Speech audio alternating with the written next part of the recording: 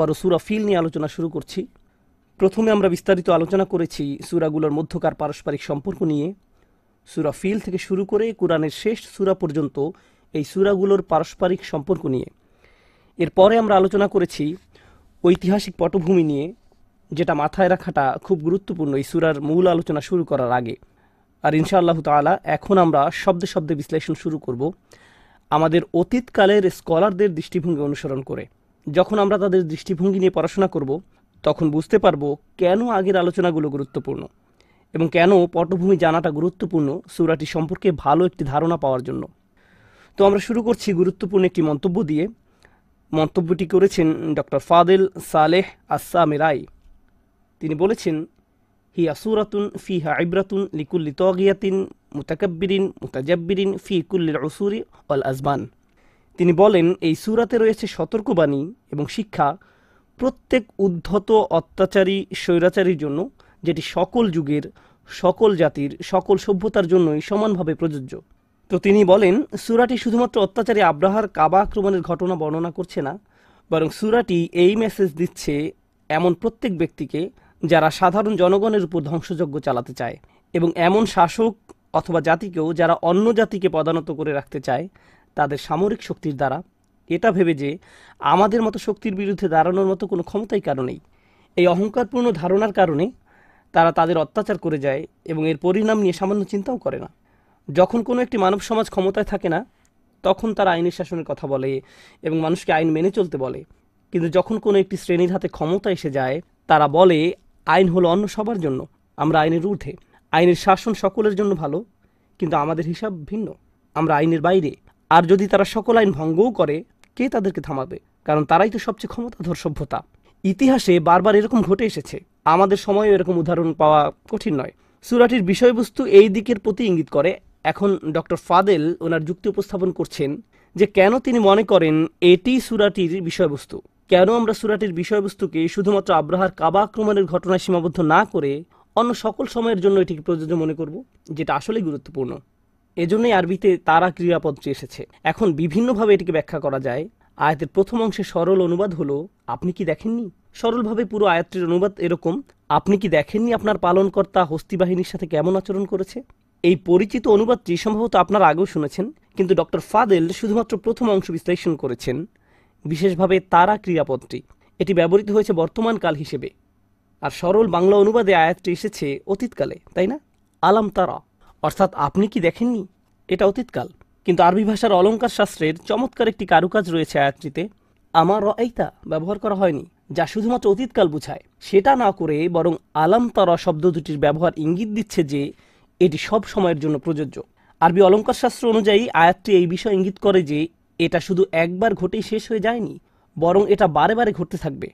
আর ভাষাগত দিক থেকে এই সূরা সম্পর্কে চমৎকার আরও বিষয় আমরা শিখব, যে কিভাবে আয়াতে অতীতকাল, বর্তমানকাল এবং ভবিষ্যৎকালের পরিবর্তন চমৎকার অর্থ বহন করে।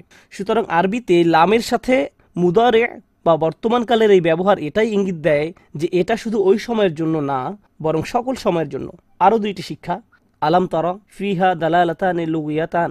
আলাম তারা এই বাক্যাংশটিতে আরও দুটি ভাষাগত শিক্ষা রয়েছে। প্রথম শিক্ষাটি হলো এটা দিয়ে বোঝাতে পারে এমন কিছু যেটা আপনি চোখ দিয়ে দেখেন, অথবা এমন কিছু যেটা আপনি হৃদয় দিয়ে অনুধাবন করেন বা কল্পনা করেন।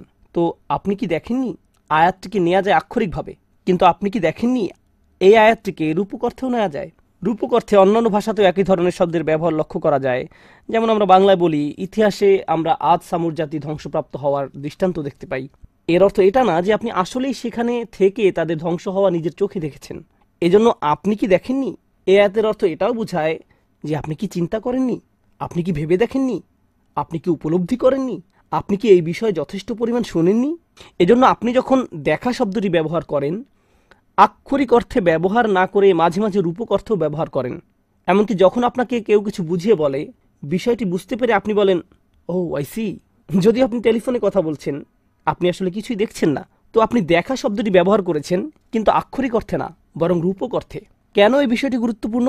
কারণ বেশিরভাগ তাফসির কারকদের মতে আলাম তারা, আপনি কি দেখেননি, এই প্রশ্নটি করা হয়েছিল রাসূল সাল্লাল্লাহু আলাইহি সাল্লামকে, কিন্তু তিনি আসলে হস্তি বাহিনীকে নিজের চোখে দেখেননি, তিনি সেখানে ছিলেন না। অধিকাংশ বর্ণনা মতে তিনি জন্মগ্রহণ করেছিলেন এই ঘটনার কমপক্ষে 50 দিন পরে।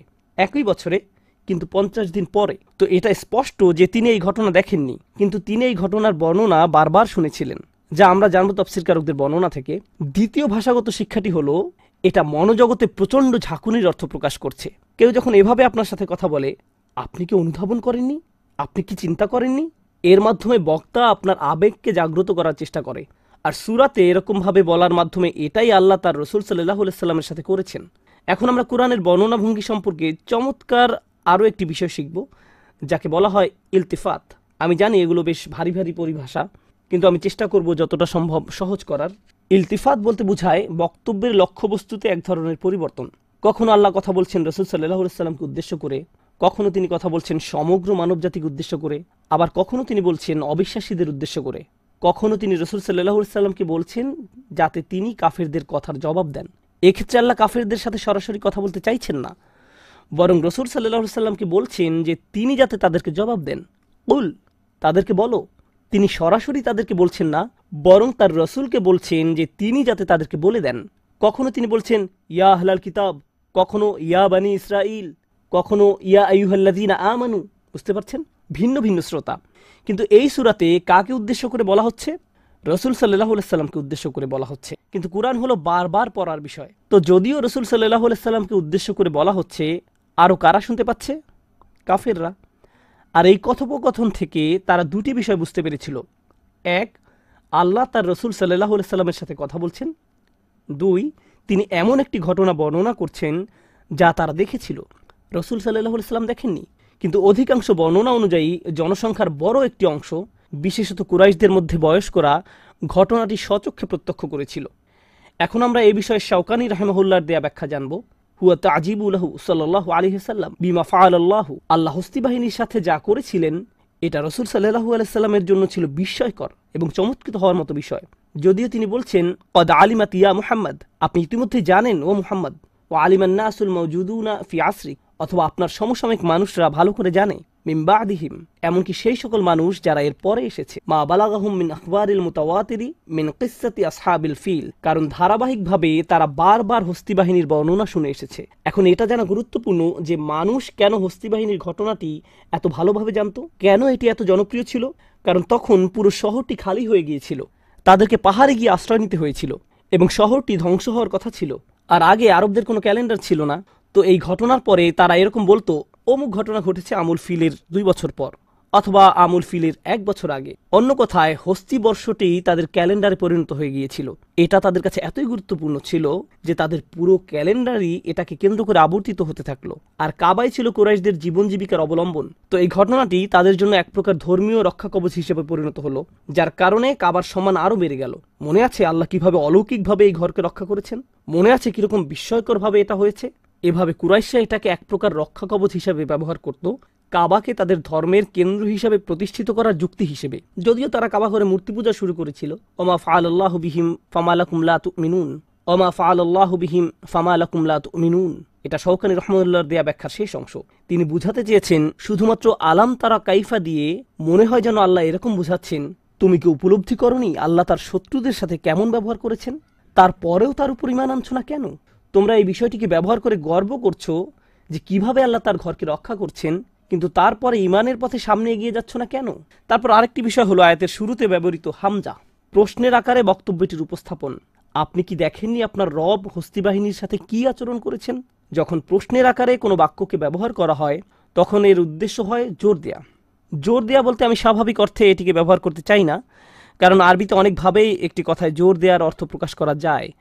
এ ধরনের বাক্য ব্যবহার করে এমন ব্যক্তির বিবেককে জাগ্রত করার চেষ্টা করা হয় যে আপনার কাছ থেকে কোনো উপকার পেয়েছে। এই ধরনের প্রশ্নবোধক বাক্য এই জন্যই ব্যবহার করা হয়। অন্যভাবে বলতে গেলে, ধরেন আমি আপনাকে বললাম, আমি কি আপনাকে গত বছর সাহায্য করিনি?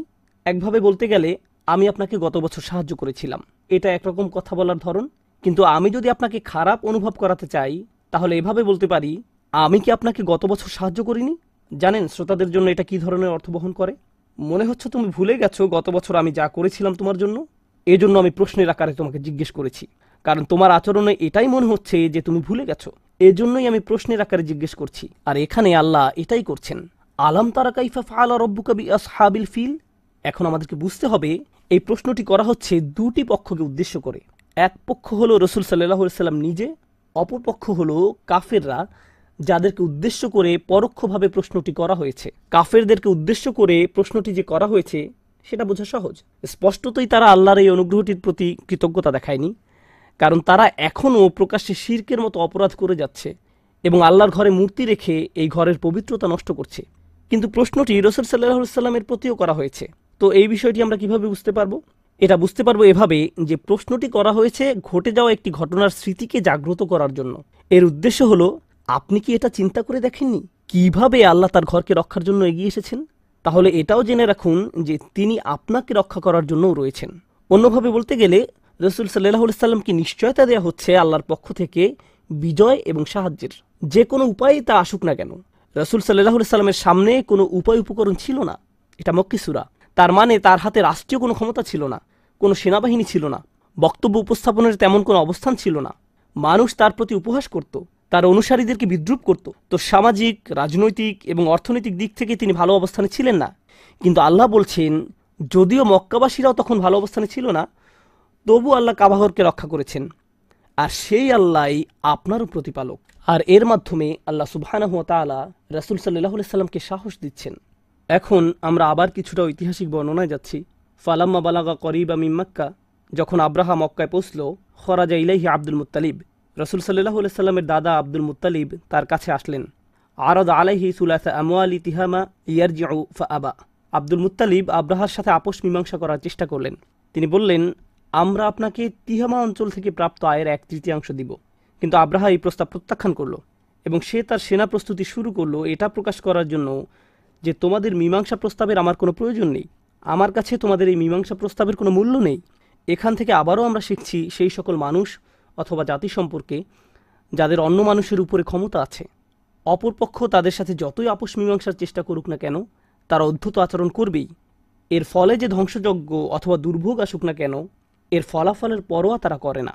আসহাবুল ফিল সরল আক্ষরিক অনুবাদ হবে হাতিটির অধিকারী জনগোষ্ঠী। এখানে আরবি হাতি শব্দটি একবচন, কিন্তু আমরা জানতে পেরেছি যে তাদের সাথে কমপক্ষে 9 থেকে 13টি হাতি ছিল।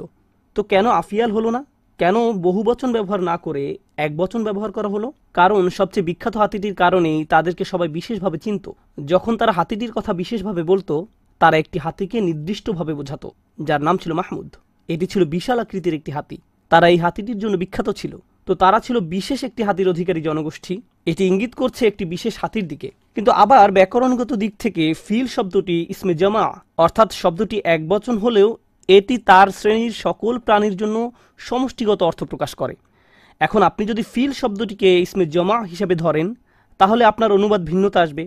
এখন বিশেষ একটি হাতির অধিকারী জনগোষ্ঠী না বলে অনুবাদে তাদেরকে বলতে হবে হস্তি বাহিনী। অন্য কথায় তারা হলো এমন জনগোষ্ঠী যাদেরকে মানুষ চিনত হস্তি সেনাবাহিনী হিসেবে। আসহাবুল ফিল এই অংশটি নিয়ে আমরা পরে আবার বিস্তারিত আলোচনা করব ইনশাআল্লাহ তাআলা। কিন্তু এখন আলাম তারা এই অংশটি নিয়ে আরও কিছু প্রশ্নের উত্তর দিতে চাই। আল্লাহ কেন বললেন আপনি কি দেখেননি? যদিও বা ঘটনাটি ঘটেছে অনেক আগে, এমনকি রাসূল সাল্লাল্লাহু আলাইহি সাল্লামের নবুয়ত পাওয়ারও আগে। এখানে দেখার বিষয়টি উল্লেখ করার 2টা উদ্দেশ্য রয়েছে, জানানো এবং স্মরণ করানো। অর্থাৎ আপনি কি জানেন না যে কি ঘটেছিল? এভাবে জানানোর অর্থ প্রকাশ পায়। স্মরণ করানো অর্থে আপনি কি ভুলে গেছেন কি ঘটেছিল? এবং এটা থেকে এই ইঙ্গিত পাওয়া যায় যে এই ঘটনার বিবরণ সমাজে ধারাবাহিকভাবে চলে আসছিল।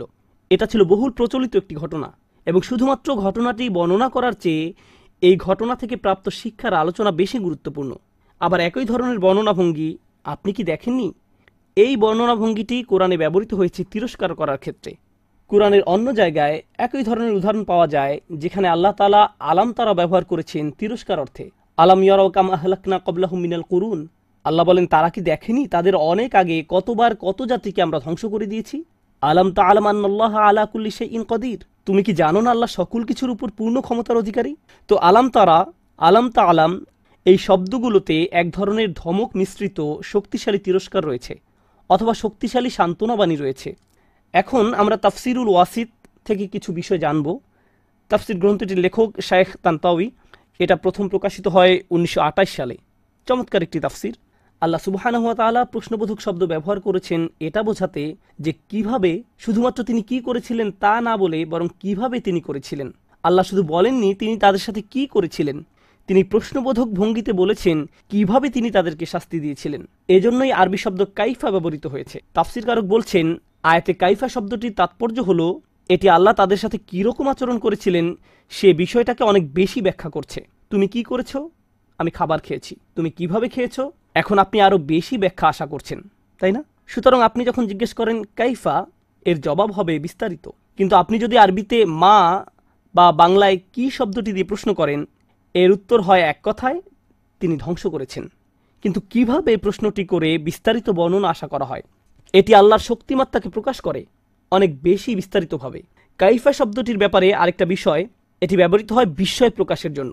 অর্থাৎ এটি এই আরবদের মধ্যে এমনভাবে চিন্তা জাগিয়েছে, কিভাবে এটা সম্ভব হলো যে হাতি দিয়ে সজ্জিত একটি সেনাবাহিনী আপনার সীমানায় উপস্থিত, আর তাদেরকে প্রতিহত করার জন্য আপনার কোনো সেনাবাহিনীও নেই, কিন্তু তারপরেও আপনি অক্ষত নিরাপদে আছেন। শুধু তাই নয়, যখন মহামারী শুরু হলো, আমরা এই মহামারী সম্পর্কে আরও বিস্তারিত আলোচনা করব। আব্রাহার সেনাবাহিনীর মৃতদেহ থেকে এক ধরনের মহামারী দেখা দিয়েছিল। এমনকি এই মহামারী যখন শুরু হলো, এতে শুধুমাত্র আব্রাহার সেনাবাহিনী আক্রান্ত হলো। আরেকটা বিষয় হলো, আপনারা দেখবেন যখন কোনো জাতি অন্য জাতির উদ্দেশ্যে সৈন্যবাহিনী প্রেরণ করে আর তারা সেখানে পরাজিত হয়, মারা যায়, তখন কিন্তু আক্রমণকারী জাতি আরও বেশি রাগান্বিত হয়ে আরেকটি সেনাবাহিনী পাঠায়। এটাই সাধারণত ঘটে, তাই না? কারণ তারা বলে, আমাদের সন্তানদেরকে হত্যা করা হয়েছে, এর প্রতিশোধ আমরা নিবই। আব্রাহা কিন্তু জীবিত ফিরে গিয়েছিল। সে আরব ভূমিতে মারা যায়নি, সে ইয়েমেন পর্যন্ত যেতে সক্ষম হয়েছিল। এবং যখন সে ফিরে গিয়েছিল, সেই সময়ের মধ্যে ওই নুড়ি পাথরগুলোর আঘাতে তার চামড়ায় এক ধরনের রোগ তৈরি হয়। এর ফলে তার চামড়া খসে পড়ছিল এবং এটা আক্ষরিকভাবেই যেন চামড়াকে পুড়িয়ে দিচ্ছিল। তো ইয়েমেনিরা আব্রাহার এই বিভৎস অবস্থা দেখে ভয় পেয়ে গেল, যার কারণে আবারও মক্কা আক্রমণের চিন্তা তাদের মাথায়ও আসলো না। কারণ তারা বলল, যদি আমরা মক্কাবাসীদেরকে হত্যা করতে সমর্থ হইও, এর ফলে আমাদেরকেও আব্রাহার মতো একই রোগে আক্রান্ত হয়ে মৃত্যুবরণ করতে হবে। তো এটা ছিল আল্লাহর পক্ষ থেকে বিস্ময়কর একটা পরিকল্পনা, যে বিষয়টা ইয়েমেনি সাম্রাজ্যের প্রতিশোধমূলক স্পৃহাকে আরও বেশি জাগ্রত করতে পারত। সেই একই বিষয় ব্যবহার করে আল্লাহ সুবহানাহু ওয়া তাআলা তাদের পুনরায় আক্রমণের চিন্তাকে চিরতরে নিঃশেষ করে দিলেন। এই বিষয়ে একটু পরে আরও বিস্তারিত আলোচনা করবো ইনশাআল্লাহ। আবারও কিভাবে শব্দটি নিয়ে আলোচনা করি, কিভাবে চমৎকারভাবে আল্লাহ এই পরিকল্পনাটি করেছিলেন।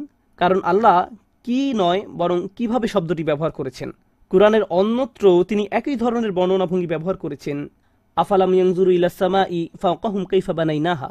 তারা কি আকাশ দেখেনি? শুধুমাত্র তিনি কি সৃষ্টি করেছেন তা নয়, বরং কিভাবে সৃষ্টি করেছেন, কিভাবে এটা সৃষ্টি হলো, কিভাবে এর ডিজাইন করা হলো। যে কোনো চমৎকার কনস্ট্রাকশন প্রজেক্টের কথা চিন্তা করুন।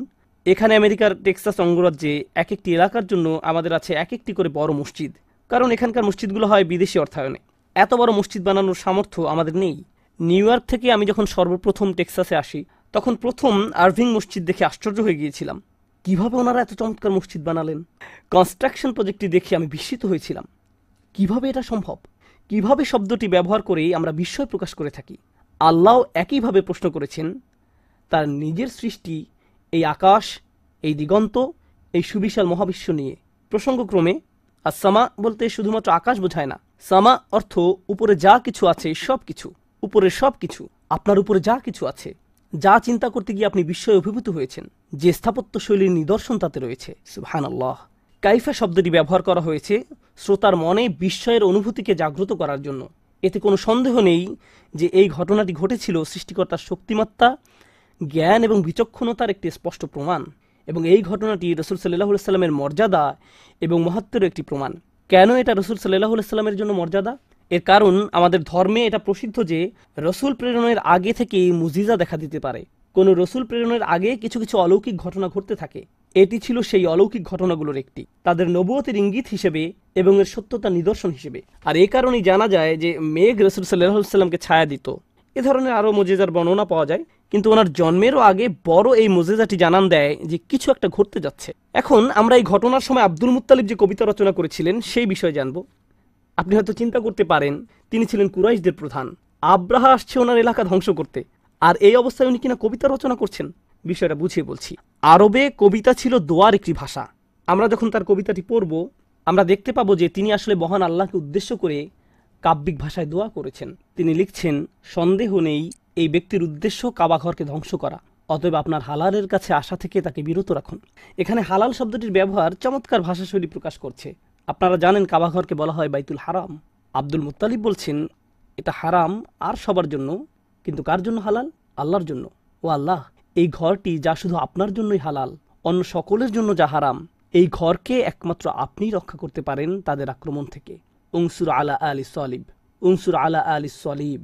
আর রক্ষা করুন ক্রসের অধিকারীদের হাত থেকে। কেন? কারণ মনে করে দেখুন, আব্রাহা এবং তার বাহিনী ছিল খ্রিস্টান, যারা এসেছিল হাবাসা থেকে। এজন্যই তিনি ক্রসের অধিকারীদের কথা বলেছেন, এবং তাদের কাছ থেকে, যারা ক্রসের উপাসনা করে, তাদের কাছ থেকে রক্ষা করুন আপনার নিজের লোকদেরকে ক্রসের অধিকারীদের কাছ থেকে এবং ক্রসের উপাসনাকারীদের কাছ থেকে।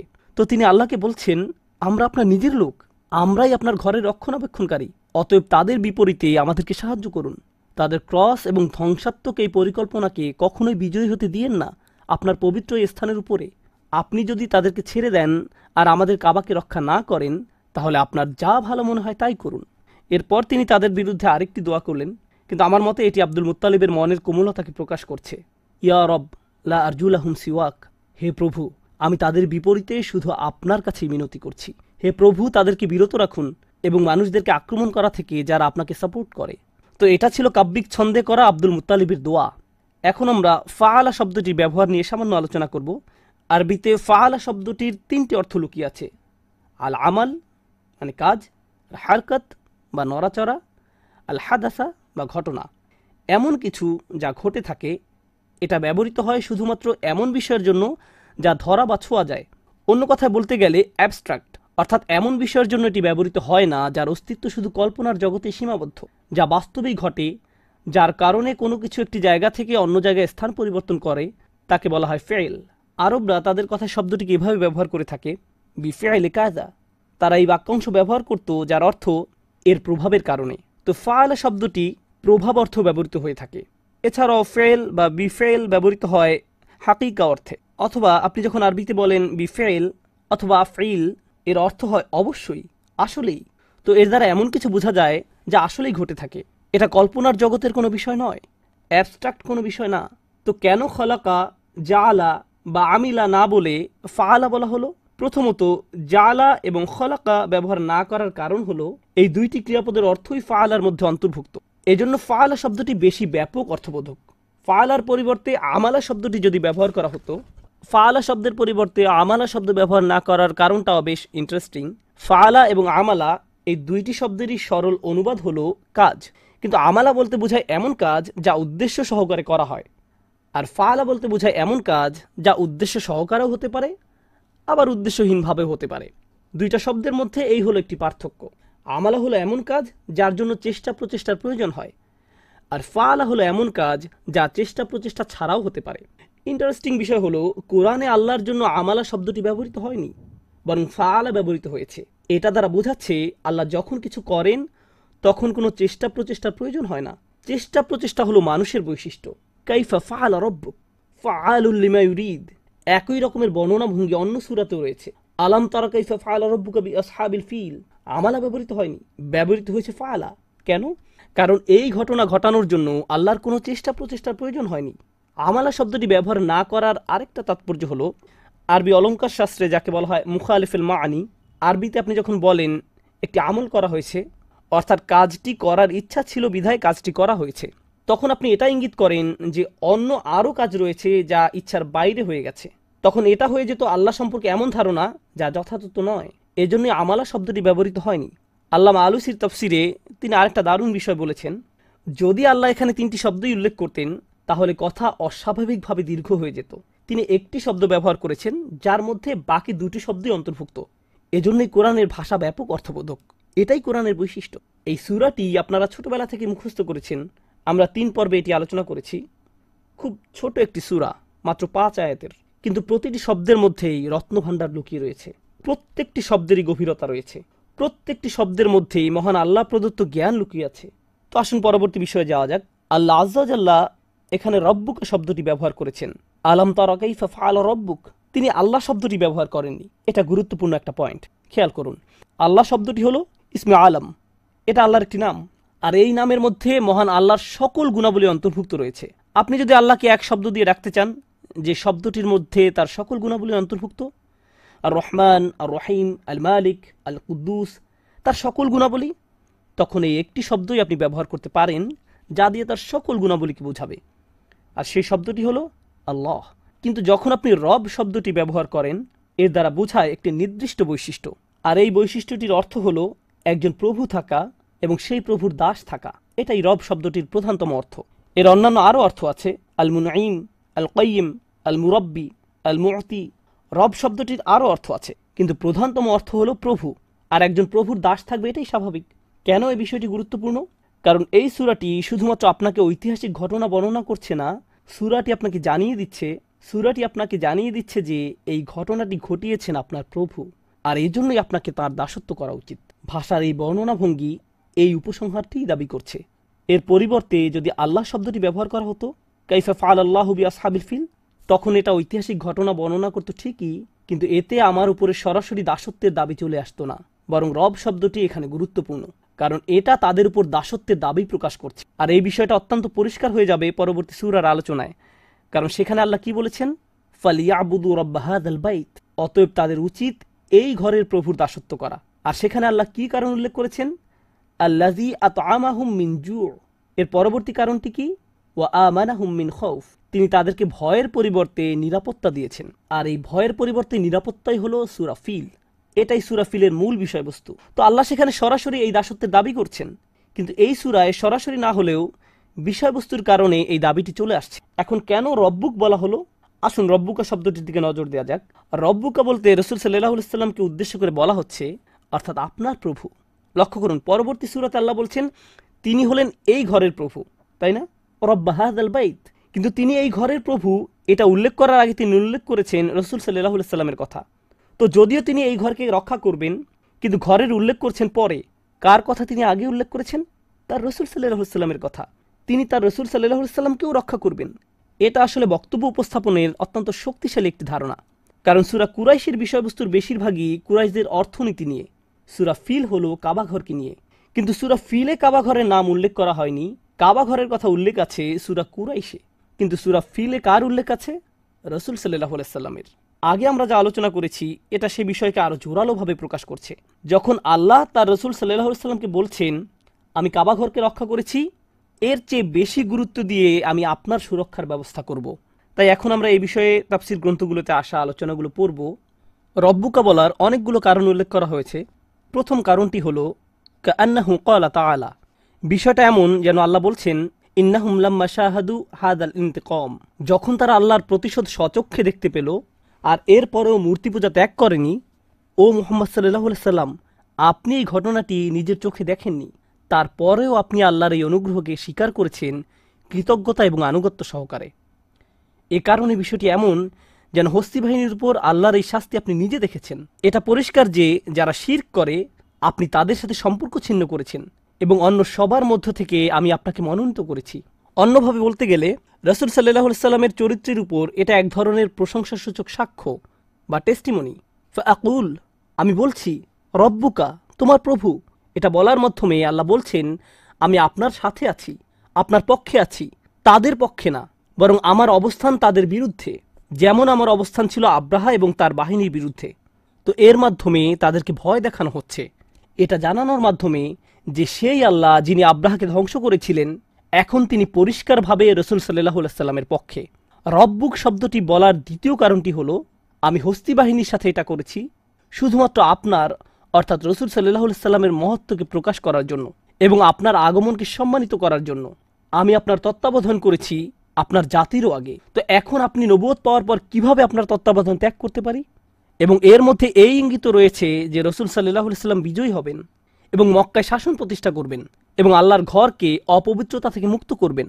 আমরা আলোচনা করেছি কেন আল্লাহ শব্দটি সরাসরি ব্যবহার করা হয়নি, কেন রব্বুল কাবা বা অন্য কিছু না বলে রব্বুকা বলা হয়েছে, যা রাসূল সাল্লাল্লাহু আলাইহি সাল্লামকে ইঙ্গিত করছে।